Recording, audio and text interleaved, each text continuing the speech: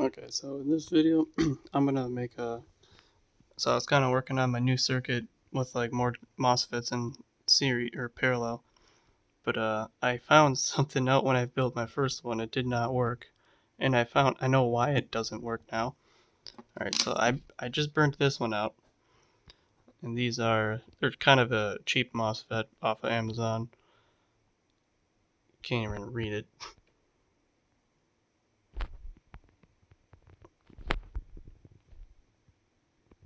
No, that's even worse.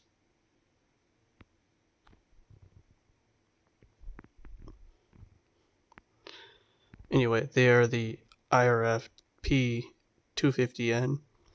That's what all of these are. They're all the same. And I got 10K resistors to turn off the to decapacitate the internal capacitance in the MOSFETs between the gate and the I think it's the source. Let's see, that or the drain. I don't remember, but it's this pin.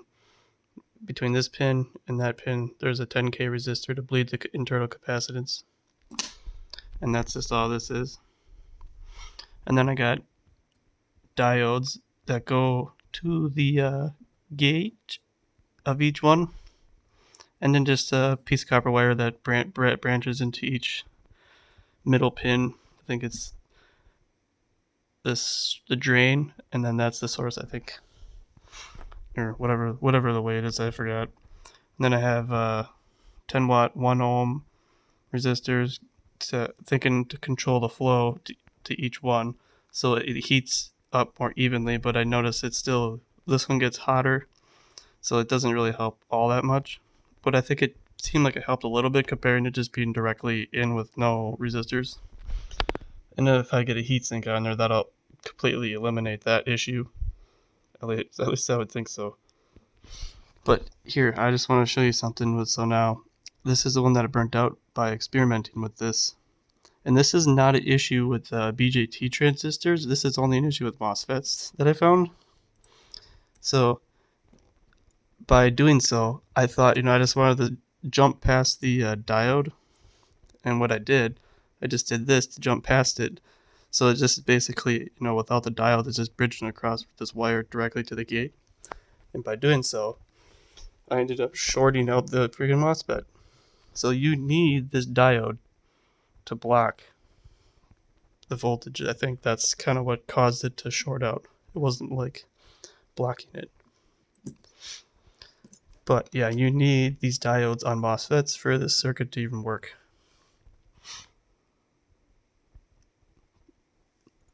So it works without this one in there. I'll show you. So we have our voltage, power going in, and it's just from this battery. These aren't connected. So we'll turn it on. I'm just trimming the resistance down. It's very narrow. Alright, there we go.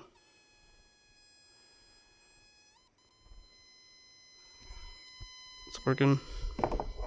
Put this in there, you can tell there's a difference, and it impacts it negatively. I mean, the current goes down, but obviously you can see that the bulb gets dimmer by putting a ferrous material inside the core. Well, actually not the core, where the flux is being generated, or concentrated, more or less. But now if I go to each one of these, you can feel each one, and they're all staying pretty similar to each other. I wish I had a thermometer. I had one, a digital thermometer, but I don't know what happened to it. So I can tell this one's getting a little hotter than all the other ones, which is the same one it always did before. That one's getting pretty hot now. This one's the hottest one.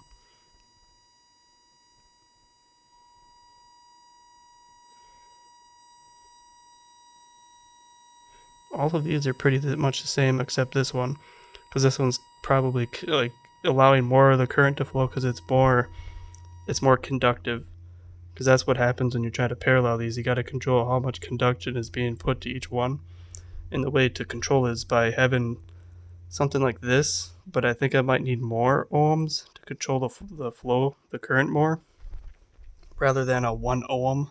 It's not very much, but I might try putting resistors on the gate side, but that's not really, I don't think that's going to really do anything. That's not controlling the flow. Really, the only thing that's going to keep these from being consistent is by just having a large heatsink like I did with my other one over here. Like I did with this one. So these are the BJT ones, and these are the same resistors as these. And then these are just 300 ohms on this side, but 5 watt.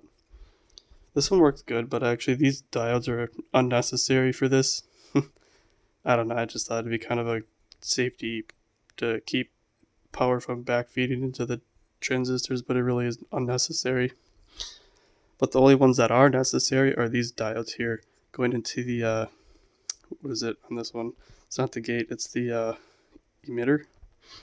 So yeah, but you technically don't need the diode on the BJTs, only the MOSFETs. The MOSFETs are voltage sensitive. I think that's why. These are current driven, so you don't have to worry about it as much. But the only downside with running BJTs is you need a high watt current resistor, so they just heat up so much, so there's so much wasted power. So that's why I don't want to really use these. That's why I'm trying to move to MOSFETs to be more efficient.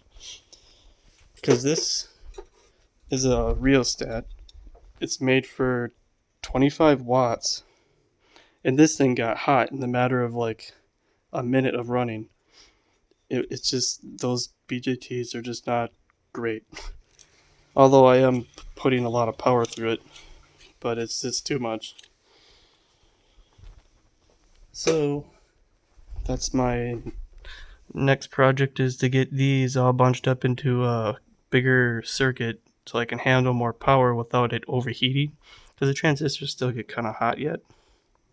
So by paralleling more together, it's going to allow for more cooling, and these could handle, it carries the load. It distributes it evenly through all these. I think these are 20 amp, so each one can carry 20 amps. And I do have some that can carry 30 amps, but I'm saving those for later. So I just want to, burn out, if I do burn out one, I want to burn out the weaker ones, I guess, to learn on it. But this is my circuit so far. Alright, that's it. See you later.